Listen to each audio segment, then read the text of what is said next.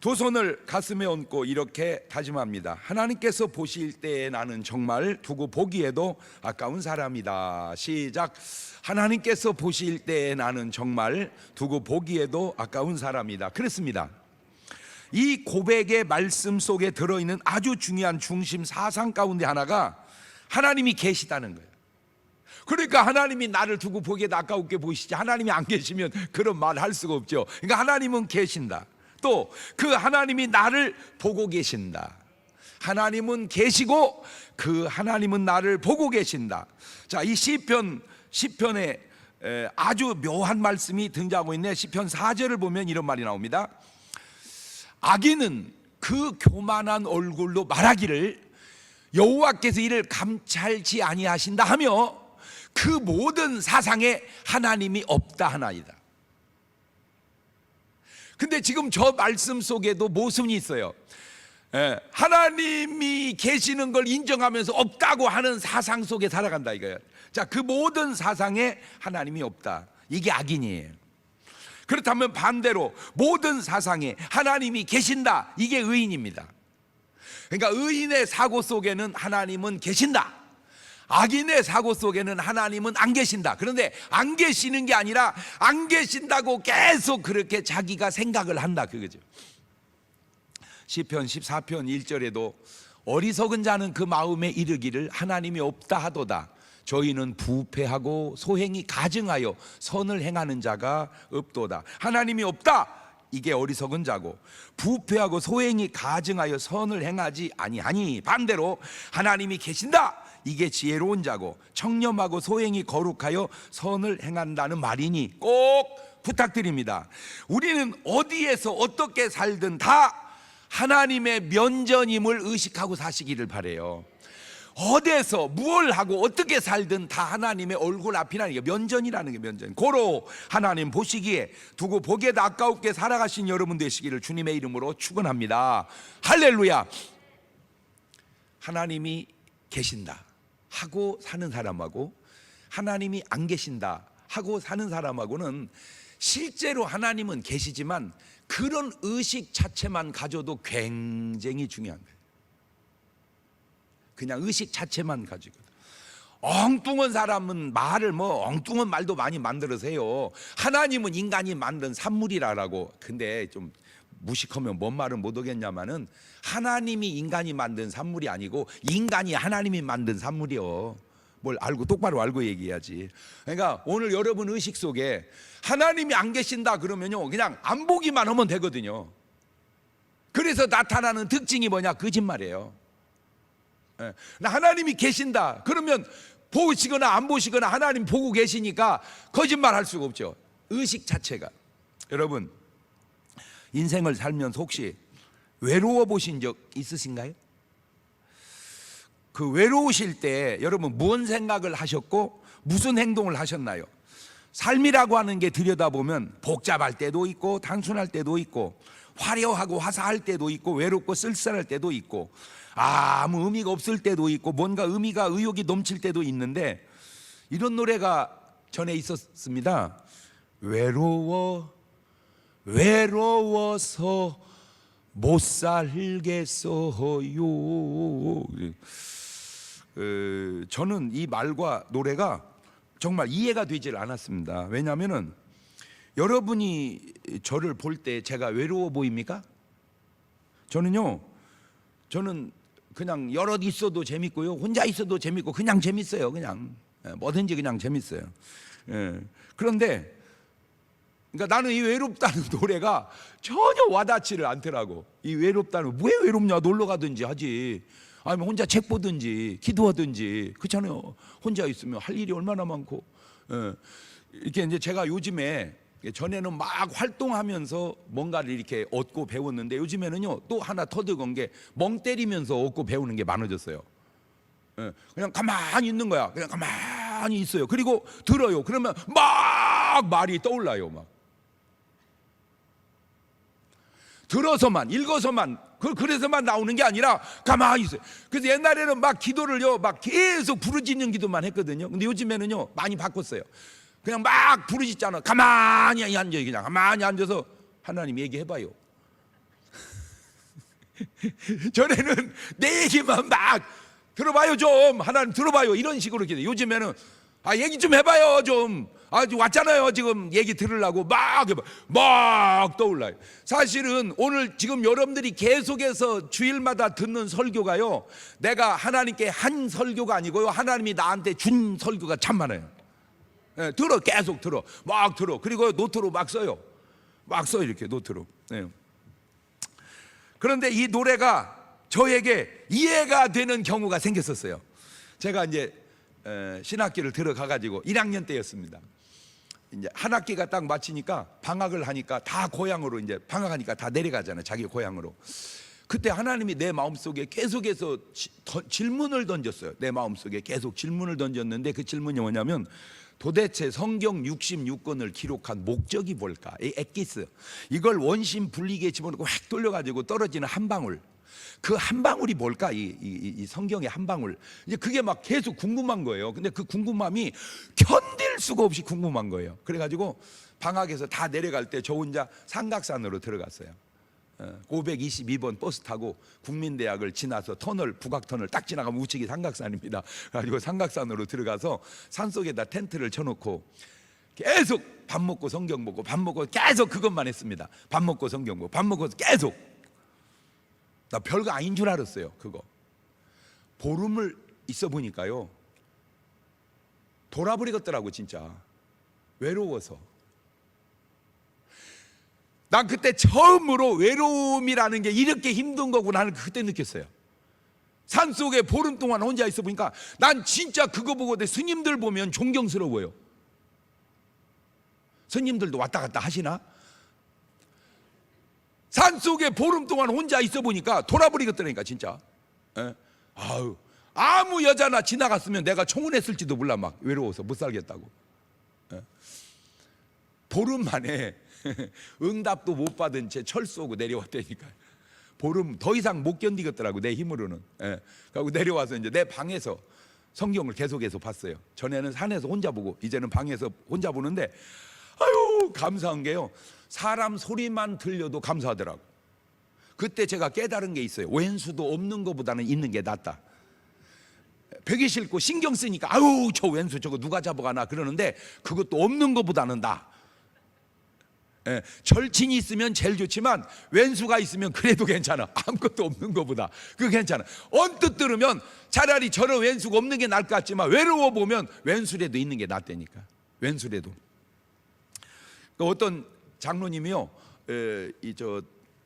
무슨 법적으로 이렇게 좀 잘못돼 가지고 사상범으로 이렇게 몰려서 이렇게 정부에 뭐 반대를 했나 봐. 그래 가지고 감옥을 갔는데 독방에다 넣어놨대. 독방에다가 6개월을 있어 보니까요, 돌아버리겠더래요. 6개월 혼자 있으니까 독방에서. 근데 한 사람을 늦었는데 간첩 출신을 늦었대요. 간첩 출신을. 그래가지고 둘이 이제 한 감방에서, 이분은 이제 그 감방에서 예수를 믿으니까 이제 계속 성경을 얘기하고, 그분은 계속 공산주의 사상을 얘기하고, 계속 서로 교대해가면서 계속 얘기를 했는데, 한참 얘기하니까 그 사람이 미천이 떨어지더래요. 공산주의 얘기가 더 이상 할 게 없으니까 이제 나는 할 말이 없다고 그러더래. 그래갖고 자기가 계속 해가지고 전도했대요, 감방에서. 그때 이 사람이 또 느낀 겁니다. 간첩도 없는 것보다는 있는 게 낫다. 감방에 혼자 있어 보니까 얘기할 사람이 없다고 하는 것과 있다고 하는 게 이렇게 차이가 나는구나. 그래서 이제 제 방에서, 그러니까 사람 소리는 들리잖아요. 이제 사람 소리는 막 왔다 갔다 하면서 그것만 해도 어디요. 그래서 하나님이 왼수를 집안에다가 그냥 한 방에다 붙여놓은 것 같아, 내가 볼 때. 그래도 어느 날 제 방에 향수가 아니고 향취가 확 내리면서 하나님의 음성을 들었어요. 제가 중저음 바리톤 음성이었다니까요. 경동아, 내가 왜 성경 66권을 기록한 줄 아느냐? 내가 왜 이 우주 만물을 창조한 줄 아느냐? 내가 왜 너를 지은 줄을 아느냐? 나의 영광을 위하여 지었느니라. 이 음향이 못 받쳐주네, 하나님의 음성을. 분명히 들었어요. 중저음 바리톤 음성이었어요. 근데 소리가 아닌데 소리고, 소리인데 소리가 아니고, 그러니까 누가 내 옆에 있으면 그 사람 못 들었을 거예요. 그때 제가 두 가지를 다 깨달았는데, 첫째가 아이고 우리 하나님은 영광의 욕심이 참 많으시구나. 두 번째가 아이고 이런 은혜는 아무나 깨닫는 게 아니겠구나. 두 가지를 깨달았어요. 그때 내가 두 가지를 딱 그리고 이제 밖을 딱 나왔는데, 그때 대학교 1학년 때니까 놀라운 광경을 봤어요. 제가 지금까지 세상을 본 세상과 다른 세상을 봤어요. 똑같은 세상이었는데 어쩌면 그렇게 관점에 따라, 보는 눈에 따라 이렇게 달라질까? 그냥 똑같은 세상이잖아요. 세상이 한두 시간 만에 바뀝니까? 똑같죠? 그런데 이 바람결에 나뭇가지가 흔들리는 이 나뭇가지가 그냥 흔들렸어요. 계속 지금까지는. 근데 이것이 세상에 할렐루야 할렐루야 할렐루야, 새들이 할렐루야 할렐루야, 나비가 할렐루야, 온 우주 만물이 하나님의 영광을 선포하고 다니더라고요. 그때 제가 탁 보고 깨달은 게 뭐냐, 모든 우주 만물이 하나님의 영광을 선포하는데 딱 썩어버린 것이 하나 있는데, 사람만. 왜? 죄 때문에. 그걸 성경이 이렇게 써 있더라고요. 모든 사람이 죄를 범하였음에 하나님의 영광에 이르지 못하더니라고. 제가 회개하라는 말의 의미를 그냥 문자적으로, 의미적으로 해석하고 설교했어요. 돌아서라, 죄에서 돌아서라. 맞아요, 틀린 말 아닙니다. 그런데 영적인 의미로 그걸 딱 보니까 돌아서라, 그 말 의미의 더 깊은 뜻은 죄로 하나님의 영광을 가린 삶에서 회개하고 하나님의 영광을 나타내는 삶으로 바꾸어 살아라, 그 말이더만. 너무 기뻤어요. 이런 깨달음을 주신, 이런 은혜를 주신 하나님께 너무 감사했어요. 그런데 성경에 보니까 내가 깨닫기 2000년 전에, 수천 년 전에 성경에 다 그걸 깨닫고 써놓은 사람들이 있더라니까. 아유 진짜, 사도 바울이 2000년 전에 깨닫고 너는 먹든지 마시든지 뭘 하든지 다 하나님의 영광을 위하여 하라, 고린도전서 10장 31절에 써놨고요. 시편을 보니까 삼립의 나무들이 여호와의 영광을 노래한다고 이미 다 써있고, 궁창이 여호와의 영광을 선포한다고. 에이, 좀 섭섭하더라고. 그때 또 감사하더라고. 왜? 나 혼자만 깨달았으면 불안한데 믿음의 사람들이 깨달은 대로 깨달았으니 내 깨달음이 완벽하게 성경적이구나. 제가 그때 깨달은 게 뭔지 아세요? 외로움 속에서 만날 수 있는 분이 바로 하나님이시구나. 하나님이 사람을 만날 때 사람으로 하여금 외롭게 하시는구나. 그걸 깨달았어요. 여러분, 때로 외로워지시기를 바라요. 그 외로움 속에서 하나님을 만날 수 있기를 바랍니다. 그래서 성경을 들여다보니까 외로움 속에서 하나님을 만난 사람들이 많더라고요. 그래서 지금 본문의 시편 기자도 시편 14절에 주께서는 보셨나이다, 자네와 원한을 감찰하시고 주의 손으로 갚으려 하시오니 외로운 자가 주를 의지하나이다. 주는 벌써부터 고아를 도우시는 자신이다. 외로운 자가 외로움을 원망하고 외로움을 탓하지 않고 누구를 의지해요? 하나님을 의지하고 하나님을 찾는 거예요. 그래서 첫 번째로 외로움 속에서 하나님을 만난 사람이 누구냐? 바로 야곱입니다. 야곱의 아버지는 이삭입니다. 할아버지는 아브라함입니다. 이삭도 부자고 할아버지 아브라함도 부자고, 게다가 형제는 딸랑 에서와 쌍둥이 형제밖에 없습니다. 더 이상 바랄 것이 무엇이며 그 당시로 더 이상 필요한 게 뭐가 있습니까? 그냥 사이좋게 잘 살면 되는 겁니다. 그런데 그 야곱의 마음속에 엉뚱한 장자의 축복의 꿈을 꿉니다. 그런데 그건 사실 도저히 불가능한 일입니다. 어떻게 인간이 불가능한 일에 도전하게 될까? 그런데 그 불가능한 일이 가능하게 되는 일이 벌어지는데, 그것이 바로 팥죽 사건이었습니다. 형 에서는 산사람이라 산에서 사냥하며 고기를 잡아 아버지와 함께 구워 먹고, 동생 야곱은 집사람이라 집에서 어머니와 함께 요리해서 나눠 먹는 스타일인데, 참 묘한 게 뭔지 아세요? 딸을 둘 낳으면요, 딸 하나가 아들 같고요, 아들 둘 낳으면요, 아들 하나가 딸 같아요. 꼭 그런 건 아닙니다. 일반적으로 그 신기해요. 신기해요. 자, 창세기 25장 27절 보면 그 아이들이 장성함에 에서는 익숙한 사냥꾼인 고로 들 사람이 되고 야곱은 종용한 사람인 고로 장막에 거하니 이삭은 에서의 사냥한 고기를 좋아함으로 그를 사랑하고 리브가는 야곱을 사랑하였더라. 이렇게 딸 같은 야곱은 엄마가 사랑하고 아들 같은 에서는 아빠가 사랑하고, 그래서 사랑이 2대2로 나뉘는데 제가 언뜻 거기서 또 깨달은 게 뭐냐, 아버지 사랑 백날 받아봐야 소용없다, 자식은 엄마 사랑을 받아야 된다. 내가 그걸 또 깨달았어요. 그걸 또 깨달았어요. 아니, 지금도요. 내가 아는 형제 하나가 애가 잘생겼어요. 왜? 지 부모가 언제 잘생겼어요. 그래가지고 얘가 탤런트의 꿈이 있어요. 근데 여러분, 그 탤런트가 얼마나 그거 힘든지 저는 연예계에 종사하니까 알잖아요. 굉장히 힘듭니다. 그러나 애들은 이제 모르니까 도전을 하는 거예요. 그러다 보니까 안 되는 것도 아니고 되는 것도 아니고 이게 어정쩡하거든. 되면 되고 안 되면 말아버려야 되는데 안 되는 것도 아니고, 그래가지고 계속 미련을 못 버리고 계속 그렇게 하니까 이제 아빠는 단언을 한 거예요. 너 30까지는 내가 도와준다. 그러나 30 넘으면 네가 알아서 해라. 나는 이제 모든 도움을 끊겠다. 알았어요. 그런데 30을 넘어갔는데도 계속 그 일을 하는 거야. 그래서 어떻게 알아봤더니 지 엄마가 몰래 다 도와주고 있더래.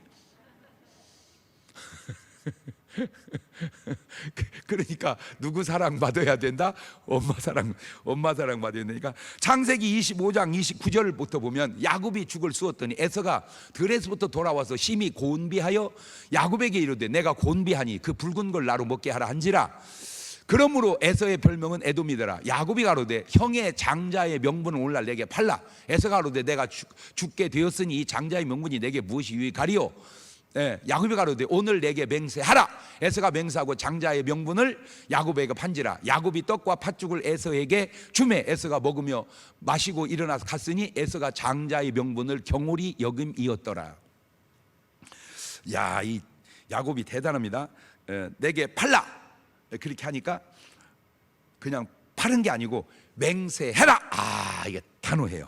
요즘 식으로 보니까 변호사 공증하자 그거 같아. 야곱이 이게 대단해요. 자, 이 다음 사건이 아버지의 축복을 이제 속여서 빼앗게 봤는데 창세기 27장 3절 이하입니다. 그런즉 네 기구 곧 전통과 활을 가지고 들에 가서 나를 위하여 사냥하여 나의 즐기는 별미를 만들어 내게로 가져다가 먹게 하여 나로 죽기 전에 내 마음껏 내게 축복하게 하라. 보세요. 제가 여러분에게 전에 대접이라는 설교했죠. 아브라함이 천사를 대접하고 독자 이삭을 얻은 것처럼 이삭하고 에서는 부자지간입니다. 그것도 사랑하는 아들입니다. 그냥 축복하지 뭘 하고 대접. 이거 대접이 이거 굉장히 중요한 거라니까. 부모 자식 간에도 대접은 해야 되는구나. 옳지, 시작. 부모 자식 간에도 대접은 해야 되는구나. 왜? 이거 믿음의 사람들이 한 발자취를 보니까 내가 너 축복한다. 근데 그냥은 못 온다. 뭐 해라? 대접해라. 대접하고 축복하겠다. 자, 이 복이 원래 에서가 받아야 할 복인데 창세기 27장 22절입니다. 야곱이 그 아비 이삭이 가까이 가니 이삭이 만지며 가로되 음성은 야곱의 음성인데 손은 에서의 손이로다 하며 27절입니다. 그가 가까이 가서 그에게 입맞추니 아비가 그 옷에 향취를 맡고 그에게 축복하여 가로되 내 아들의 향취는 여호와의 복 주신 밭의 향취로다. 하나님은 하늘의 이슬과 땅의 기름짐이며 풍성한 곡식과 포도주로 내게 주시기를 원하노라. 만민이 너를 섬기고 열국이 내게 굴복하리니 네가 형제들의 주가 되고 내 어미 아들들이 내게 굴복하며 내게 저주하는 자는 저주를 받고 내게 축복하는 자는 복을 받기를 원하노라. 이 축복 때문에 에서가 야곱을 죽이겠다고 합니다. 이제.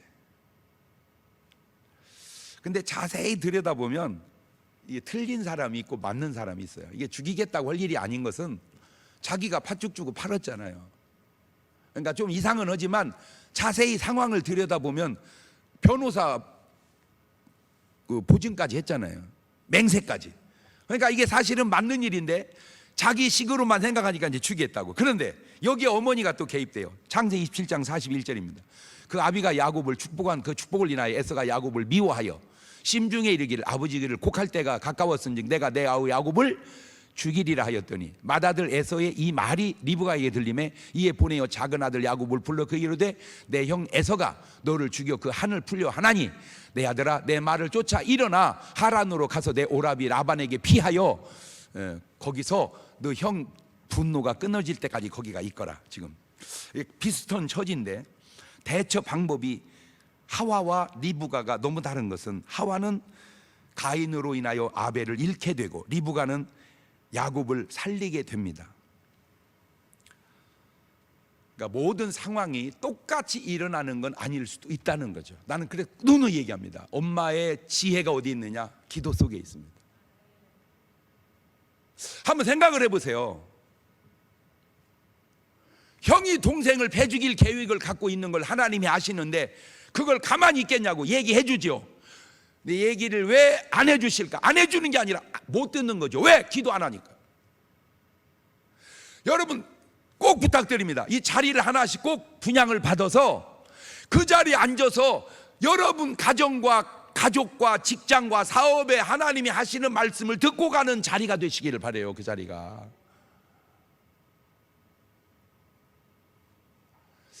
이치적으로 생각을 해보세요. 기도 한 번 해서 리브가가 야곱을 살려내듯 사라가 아벨을 살려냈다면 죽은 고통이 그게 얼마나 오래가고 크겠습니까?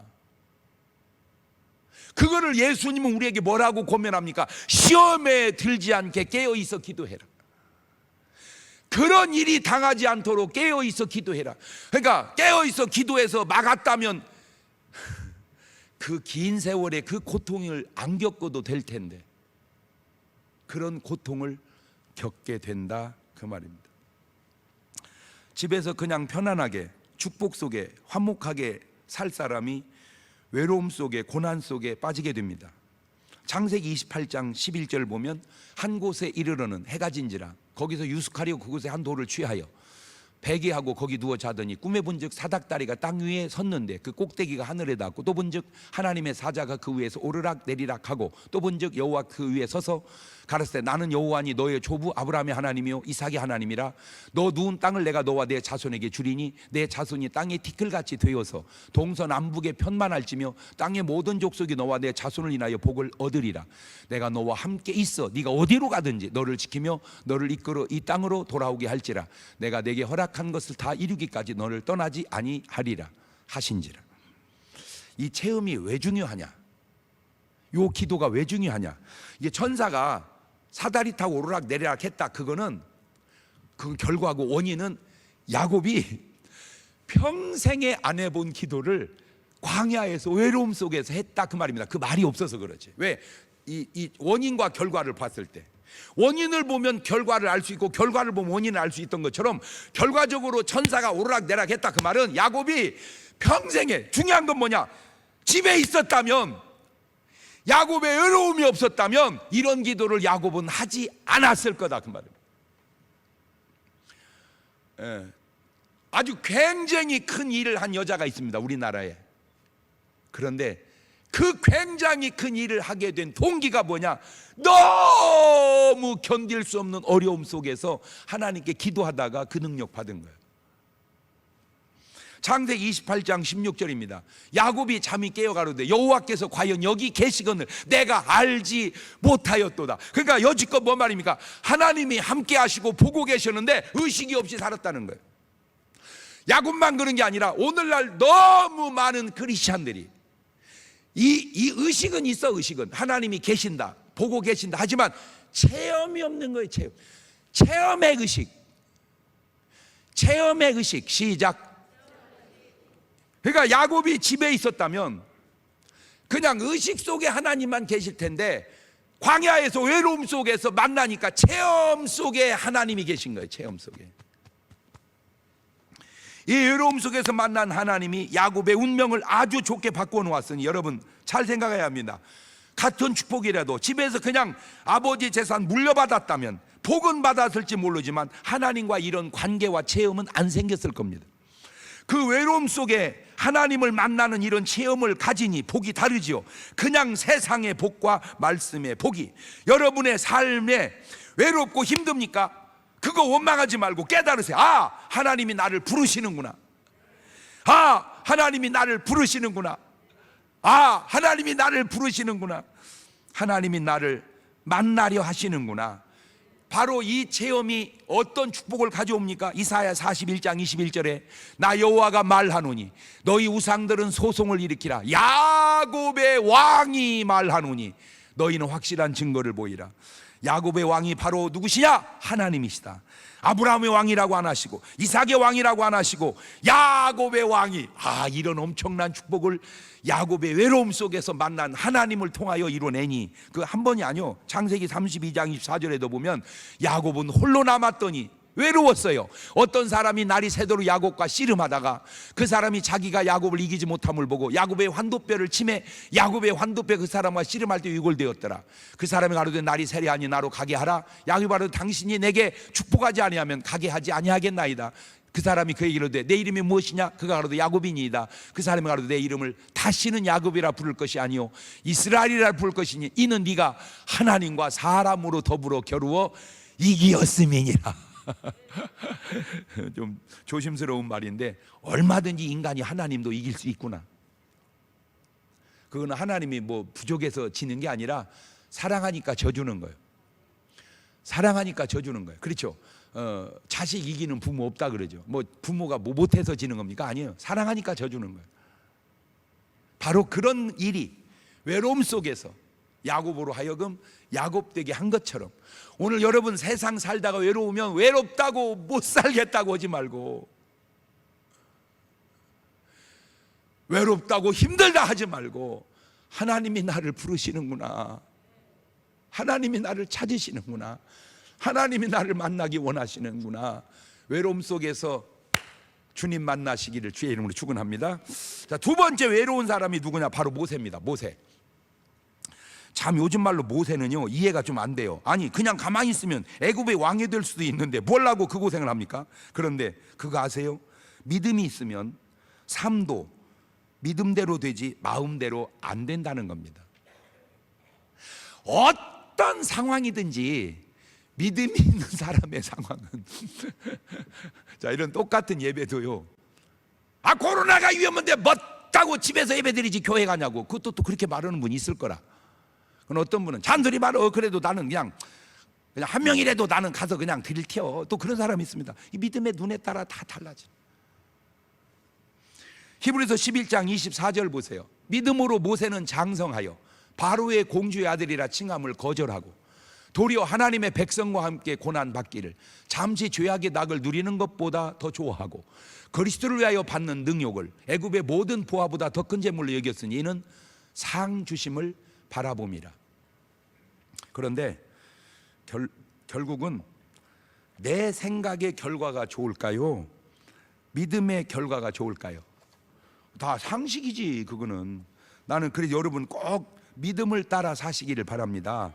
출애굽기 3장 9절 이하를 보면 이 이스라엘 자손의 부르짖음에 내게 달하고 애굽 사람이 그들을 괴롭게 하는 학대도 내가 보았으니 이제 내가 너를 바로에게 보내어 너로 내 백성 이스라엘 자손을 애굽에서 인도하여 내게 하리라. 모세가 하나님께 고하되 내가 누구간데 바로에게 가며 이스라엘 자손을 애굽에서 인도하여 내리이까. 하나님이 가라사대 때 내가 정녕 너와 함께 있으리라. 네가 백성을 애굽에서 인도하여 낸 후에 너희가 이 산에서 하나님을 섬기리니 이것이 내가 너를 보낸 증거니라. 자, 생각해 봅시다. 애굽 왕으로서의 왕궁의 화려한 삶과 이스라엘 지도자로서의 광야의 외로운 삶, 어느 게 더 나을까? 그게 바로 믿음의 결과입니다. 당연히 믿음이 없으면 왕궁의 삶이 낫겠지요.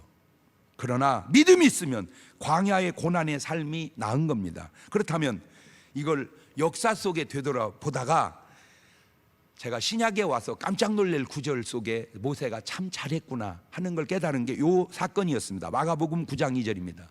엿새 후에 예수님께서 베드로와 야고보와 요한을 내리시고 따로 높은 산에 올라가셨더니 저희 앞에서 변형되사 그 옷이 광채가 나며 세상에서 빨래하는 자가 그렇게 희귀할 수 없을 만큼 심히 휘어졌더라. 이에 엘리야가 모세와 함께 저희에게 나타나 예수님으로 더불어 말씀하시거늘. 예수님이 변화산에 올라갔을 때 내려온 사람이 딱 둘이 있는데 엘리야와 모세예요. 모세가 왕궁에서 살았다면 그 자리에 나타날 수 있겠냐 그 말이야.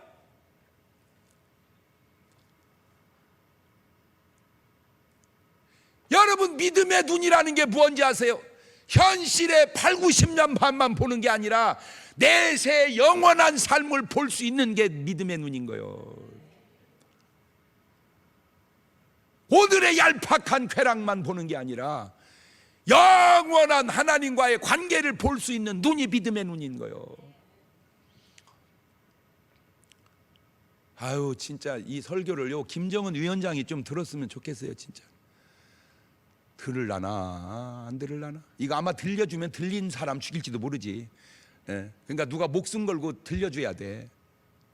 내가 누누이 얘기하잖아요. 그냥 불란서에서 유학한 생활을 하면 그냥 북한의 최고 통치자는 안 됐을지라도 그냥 통치자의 자녀로서 나름 건강하게 행복하게 가족을 이루고 살았을 거예요. 북한에 들어와서 최고 통수권자가 되니까 대접은 말할 수 없이 잘 받는 것 같지만 지금 계속 떠드는 소리가 뭡니까? 다 유언비어 같은 떠드는 소리가 위태롭다. 그 젊은 나이에 진짜인지 가짜인지 그냥 계속 떠드는 소리가 어쨌든 건강이 안 좋은 건 맞는 것 같아요. 그게 무슨 의미가 있는가? 이것은 아무것도 아니. 그래봐야 살아있을 때니까.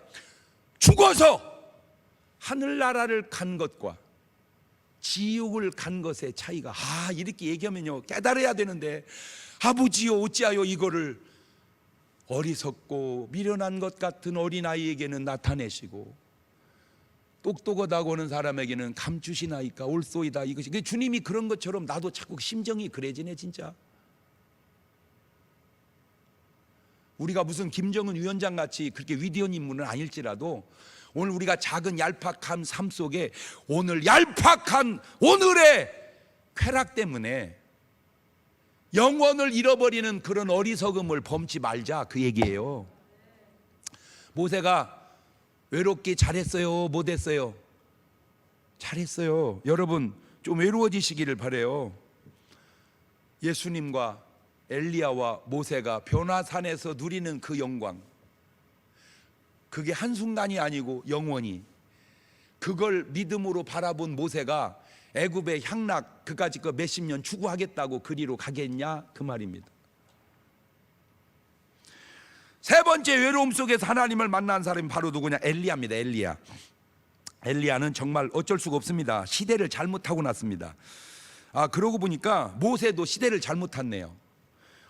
참 그러고 보니까 이런 명언이 있네요. 난세가 인물을 만든다. 난세가 영웅을 만든다. 시대가 사람의 믿음의 사람을 낳는 거예요.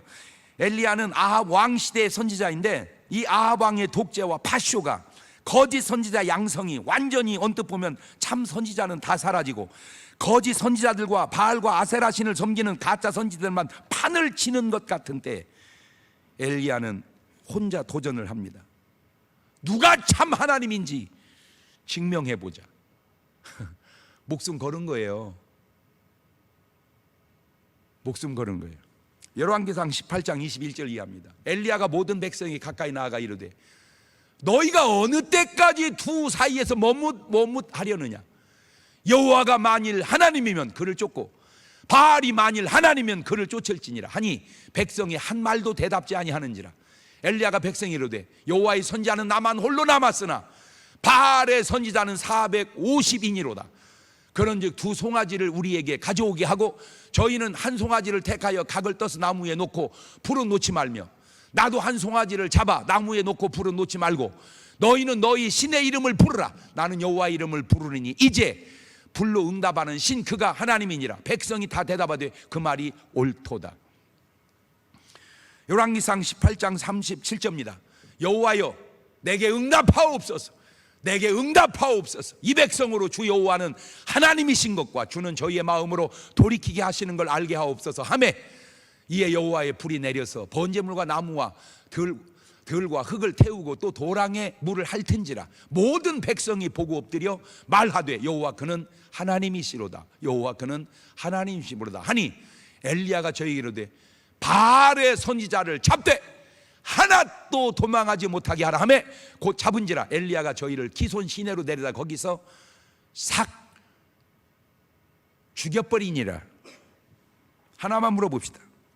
하나님이나 바알이나 신은 평등한가요?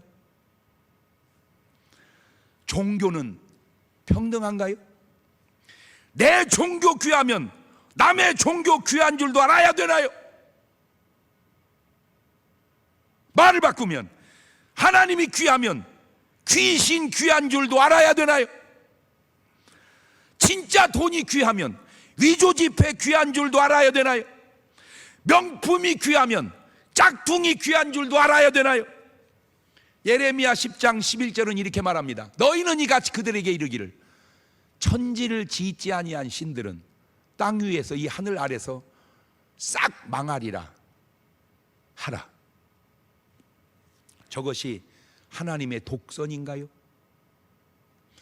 이게 하나님 말씀이고 요한복음 14장 6절입니다. 예수께서 가라사대 내가 곧 길이요 진리요 생명이니 나로 말미암지 않고는 아버지께 올 자가 없다. 이것은 신약의 예수님 말씀입니다. 저 예수님의 말씀이 독선인가요? 아니면 진리인가요? 그런데 아셔야 될 게 있습니다. 엘리야는 혼자가 아니었습니다. 열왕기상 19장 8절입니다. 그러나 내가 이스라엘 가운데 7천인을 남기리니 다 무릎을 바알에게 꿇지 아니하고 다 그 입을 바알에게 맞추지 아니한 자니라. 여러분, 보이는 사람이 없다고 없는 게 아니요, 나타난 사람이 없다고 없는 게 아니요. 제가 알기로 이 나라처럼 부패한 나라도 없지만 이 나라처럼 훌륭한 나라도 없는 건 드러난 부패한 사람도 많지만 감추어진 깨끗한 사람도 엄청나게 많다는 사실을 알아야 되는 거예요. 그러니까 가는 거예요. 잘.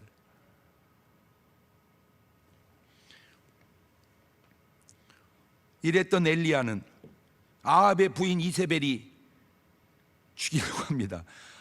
또 여자들이요 독해요. 침례 요한도 누가 죽였어요? 그 여편네가 죽였어. 지금 엘리야도 누가 죽이려고 그래요? 이 여편네가 죽이려고 그래. 이 여편네가. 열왕기상 19장 1절 이해합니다. 아합이 엘리야의 무릇 행한 일과 그가 어떻게 모든 선지자를 칼로 죽인 것을 이세벨에게 고하니 이세벨이 사자를 엘리야에게 보내어 이르되 내가 내일 이맘때에는 정녕 네 생명으로 저 사람을 중 한 사람의 생명 같게 하리라. 아니하면 신들이 내게 벌 위에 벌을 내림이 마땅하니라 한지라. 너 죽여버리겠다.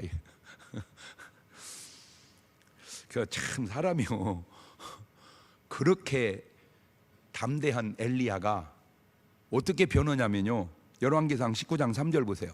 저가 이 형편을 보고 일어나 그 생명을 위하여 도망하여 유다에 속한 부엘세바 이르러 자기 한 사원을 그곳에 머물게 하고 스스로 광야로 돌아 하룻길쯤 행하고 한 로뎀나무 아래 앉아서 죽기를 구하여 가로되 여호와여 넉넉하오니 지금 내 생명을 취하옵소서.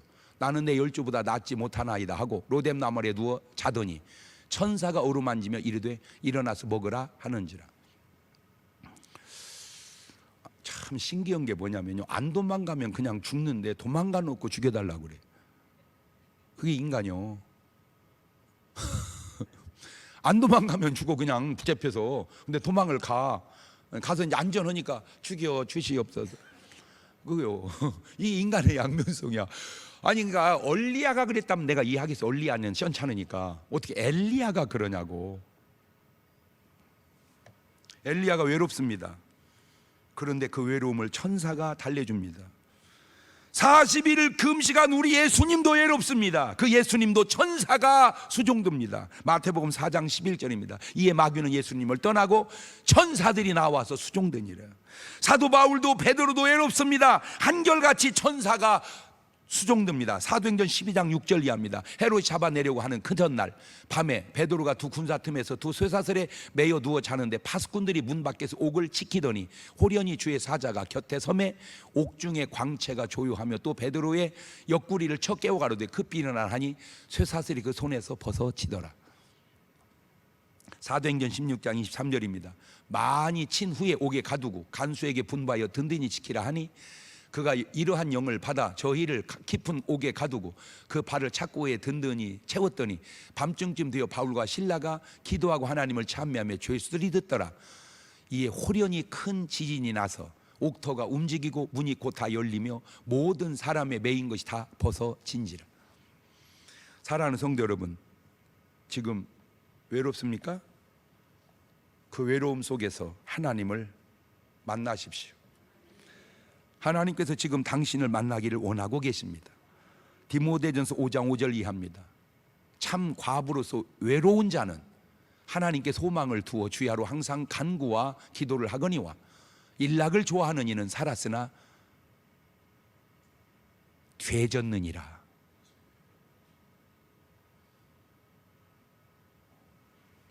인생을 네 박자로 봅시다. 인생이 화려하고도 좋으면 1등이겠죠. 인생이 외로워도 좋으면 2등입니다. 인생이 화려한데 안 좋으면 3등이고 외롭고 안 좋으면 4등입니다. 오늘 여러분은 몇 번의 인생을 살고 계시나요? 외롭습니까? 괜찮아요. 주님 만나는 체험이 외로움을 충분히 극복하는 여러분 되시기를 주의 이름으로 축원합니다. 다 같이 눈을 감으시고 두 손을 가슴에 딱 얹으시고 한번 이렇게 얘기해 보실래요? 하나님, 제가 지금 외롭습니다.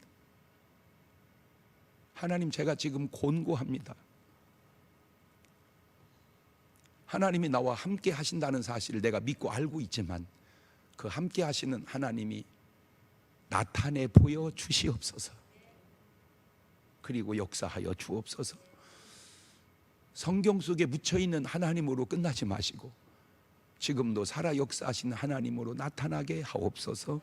그 기도를 한 2분 동안 같이 나지막히 드려봅니다.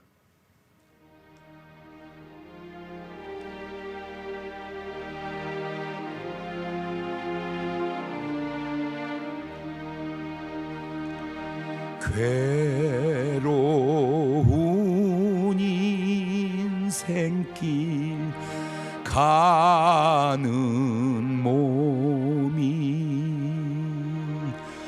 평안히 쉴 곳 아주 없네.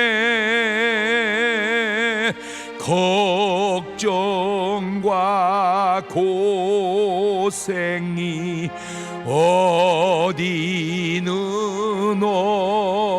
없으리. 돌아갈래 고향 하늘나라.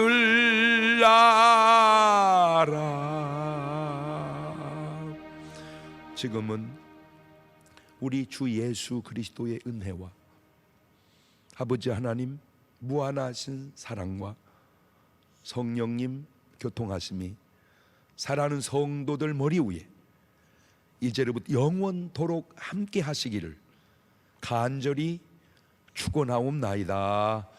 아멘.